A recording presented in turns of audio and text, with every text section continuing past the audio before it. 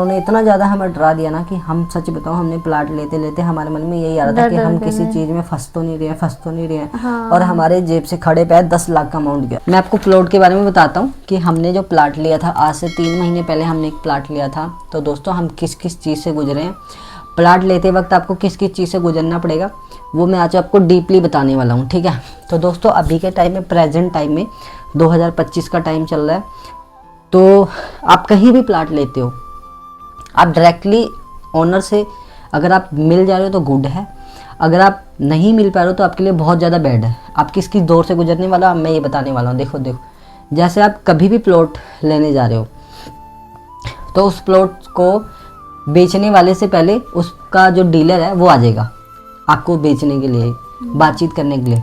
तो दोस्तों जो हमारे साथ हुआ वो मैं आपको बताता हूँ। हो सकता है आपको इससे कुछ नॉलेज मिल जाए तो आप इससे 1 स्टेप 2 स्टेप 10 कदम ज़्यादा आगे चलो। ठीक है, तो हमने जब फर्स्ट टाइम हमने रामगढ़ के अंदर एक प्लॉट लिया था। प्लॉट लेने के बाद हमें वो चीज़ पसंद आ गई। हमने बोला ठीक है हमें पसंद आ गया, हमने उसको वेरीफाई करा, वेरीफाई भी हो गया, ठीक है जेन्युइन था, सब कुछ ओके था। फिर हमने बोला कि ठीक है हमें इसको लेना है और इसका अमाउंट क्या है। तो उन्होंने बोला ठीक है आ जाओ यहाँ के बात करते हैं। हमने वहाँ गए, बातचीत करे, हमें लगा कि उस प्लाट के ओनर आ रहे हैं हमसे बात करने के लिए, बट ऐसा नहीं हुआ। हमारे साथ जो बातचीत करने के लिए आए वो उनका डीलर आया था। ठीक है, और ओनर को भी नहीं पता कि उसका डीलर जा रहा है आज के डेट में बातचीत करने के लिए हमसे। तो डीलर आया, डीलर से हमारी फाइनल बात हुई। ओनर से जो बात हुई थी, डीलर ने उससे 2 लाख रुपए ज़्यादा ही बताई थी। हमारी बात हुई थी 8 लाख में। ठीक है, 8,70,000 रुपये में ऐसी कुछ बात हुई थी हमारे प्लॉट की। तो डीलर जब आया उसने बोला कि इसकी कीमत ये है प्रेजेंट मोमेंट में और आपको ये 10 लाख का पड़ेगा।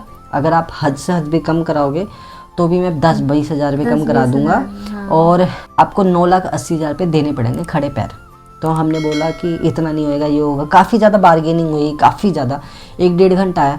तो फाइनली हमने ये बोला कि आप मुद्दे पे आओ, क्योंकि हमें इतना ज़्यादा बात करके है ना ये नॉलेज हो गई थी। और हमने उस बात के बीच में बहुत ज़्यादा फोर्स भी किया, प्रेशर भी डाला कि हमें आप ओनर से बात कराओ।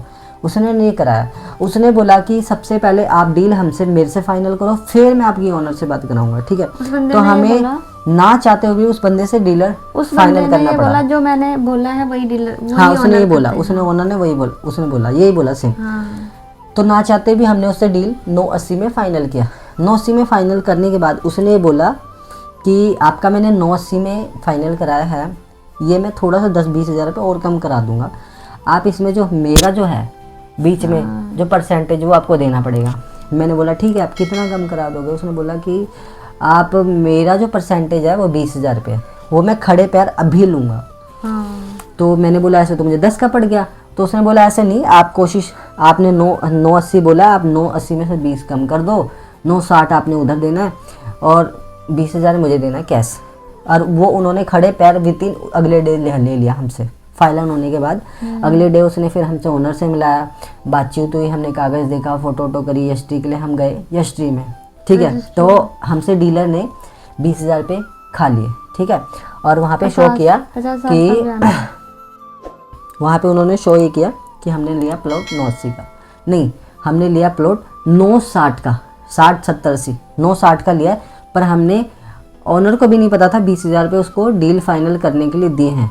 उसने अपने टर्म कंडीशन रख दिए थे, मैं आपको 980 में दिलवाऊंगा, 20 मेरे होंगे और 960 उनके होंगे, तभी मैं आपको दिलवाऊंगा, नहीं तो मेरे आगे और कोई भी कस्टमर है। हमने बोला चलो कोई बात नहीं, हम बहुत ज़्यादा मजबूर थे। हमने बोला कोई बात नहीं, एक बारी है, कोई बात नहीं, हम दुख सुख ही सही हम कर लेंगे। तो हमने फाइनल करा। फाइनल करने के बाद उसने हमसे, हमें नॉलेज नहीं होती, देखो कोई भी बंदा अगर फर्स्ट टाइम कोई काम कर रहा है उसको नॉलेज नहीं होती। उसने हमें वितिन खड़े पैर बैंक में लेके गए, बैंक में नहीं कोर्ट में लेके गए। कोर्ट में ले जाने के बाद उन्होंने एक एग्रीमेंट बनवा लिया, एग्रीमेंट पे लिखवा लिया कि, और एग्रीमेंट के ऊपर मैक्सिमम डेट दिया उन्होंने 15 दिन का। और हमें पता नहीं था कुछ भी, हमें ऐसा लगा 15 दिन बहुत ज़्यादा होते हैं, हम करवा लेंगे। ठीक है, जैसे तैसे 15 दिन के अंदर उसने वो लिखवा दिया कि अगर ये 15 दिन के अंदर रजिस्ट्री नहीं करवाते हैं तो हमने खड़े पैर उनको 80,000 रुपये बेनामा दिया था। ठीक है, खड़े पैर दिया था बेनामा हमने उस बंदे को, लोन मतलब ओनर को दे दिया था कि हम ये 80,000 रुपये दे रहे हैं, अगर हम 15 दिन के अंदर नहीं करवाते हैं तो हम ये पैसा हम भूल जाएंगे, हमारे मर गए। ठीक है, अगर आप 15 दिन में आप नहीं करवाते हो तो आप इसके दोगुना दोगे। उसने बोला ठीक है। तो उसने लिखवा के, हमें लगा भी ठीक है, सब कुछ ठीक है, हम अच्छा हो रहा था, हमें लगा ठीक है जेन्युइन है। हमने साइन फुन मार दिया, एग्रीमेंट करवा दिया, 80,000 रुपये दे दिए हमने खड़े पैर। और भाई जब कोर्ट में यष्टि की बारी आई तो हमसे बजट लेके चल रहे थे कि 40,000 रुपये, ठीक है, 40,000 रुपये में मेरी यष्टि हो जाएगी, 50,000 रुपये में हम इतना बैकअप लेके चल रहे थे। दोस्तों अभी के टाइम में पंजाब में इतना ज़्यादा घोटाला चल रहा है, पंचकुला चंडीगढ़ की बात नहीं करूँगा, पंजाब में इतना ज़्यादा घूस चल रहा है कि उन्होंने 50,000 रुपये हमारी यष्टि ली और 50,000 रुपये अंदर की फ़ीस लिए 2 नंबर की, ठीक है। इतना ज़्यादा घोटाला चल रहा था ना, मैं सच बताऊं, हमने जैसे तैसे कर्जा करके हमने बोला 80,000 रुपये हमारे डूब गए, 20,000 इसने खा लिए, लाख रुपए चले गए हैं। अब बात आई यष्टि की, यष्टि 50,000 रुपये में थी, अब ये यष्टि पहुँच गई 80,000 रुपये में। 30,000 रुपये उन्होंने अपनी फ़ीस रख दी अंदर, सारे डिपार्टमेंट वालों ने, जिससे हमने यष्टि करवाई। उसने हमें फ़ोन पे भी नहीं बताया, ना कैमरे के सामने बताया, उन्होंने हमें डीपली एक साइड में ले जाके समझाया, ठीक है। तो हम ना चाहते हुए हमने 30,000 रुपये फ़ीस दी, 80,000 रुपये की हमने यष्टि करवाई, 50,000 रुपये यष्टि के दिए, 30,000 रुपये हमने घूस दिए, तो 80,000 रुपये हमारे चले गए। अब उसको देने के बाद हमने यष्टि करवाई खड़े पैर, ठीक है, खड़े पैर हमने यष्टि करवाई। यष्टि करवाने के बाद भी उस ऑनर तो नहीं, वो डीलर ने इतनी आनाकानी करी कि आने में दिक्कत कर रहा है, कभी कह रहा है कि हम अभी पहुंच गए हैं, हम आ रहे हैं, बस साइन मारने वाले हैं, बस ओनर आने वाला है, उसने ओनर आने वाला है। तो हमारे पास सारा कुछ देने के बाद कुछ फीस कम हो गई थी, मतलब इतना कुछ हम खिलाने के बाद 40-50,000 रुपये हमारे पे कम हो गए थे। उन्होंने हमें डराने के लिए खड़े पैर एक लेटर भी लिखवा लिया कोर्ट में ले जा करके। अगर आप आज रजिस्ट्री नहीं कर पाए ना, तो आज से आपका कोई लेना देना नहीं है, सब कुछ खत्म। और खड़े पैर उन्होंने हमसे ये भी करवा लिया कि अगर आप ये जो कम हो गए हैं, जो 40,000 रुपये, हमने ओनर को, जो ओनर है उससे रिक्वेस्ट करी थी कि हम 40,000 रुपये आपको 1 महीने बाद देंगे यष्टि के, ठीक है। तो उन्होंने खड़े पैर ये भी लिखवा लिया कि अगर ये 40,000 रुपये नहीं देते इनलीगल इनके पर कार्रवाई की जाएगी, और ये हो सकता है यष्टि भी हम जब्त कर लें। तो हम इतने मजबूर, हमने बोला कोई बात नहीं, हम कर देंगे। और एक तो हमने चेक भी ले लिया, हाँ, सारा कुछ करवा के उन्होंने इतना ज़्यादा हमें डरा दिया ना कि हम, सच बताऊं, हमने प्लाट लेते लेते हमारे मन में यही आ रहा था कि हम किसी चीज़ में फंस तो नहीं रहे हैं। और हमारे जेब से खड़े पैर 10 लाख का अमाउंट गया। हमने जहाँ तहाँ से दिया, मुझे नहीं पता कहाँ से दिया, बस भगवान की कृपा है कि हमने जहाँ तहाँ से अरेंज करके खड़े पैर 10 लाख रुपए दिए, हमने खड़े पैर दिए। तो जैसे तैसे हमने करवाई यष्टि करवाने के बाद दोस्तों इतने ज़्यादा झमेले होते हैं, ठीक है। आप सोचोगे कि मैंने इससे प्लॉट ले लिया, लेने के बाद सीधा यष्टि कराऊंगा, ये हो जाए, नहीं, ऐसा नहीं है, बहुत ज़्यादा झमेले हैं। फिर उसके बाद इंतकाल करवाया उसका, वो भी मेरे जेब से गई, बताया नहीं गया था कि उसकी फ़ीस भी मेरे जेब से जाएगी।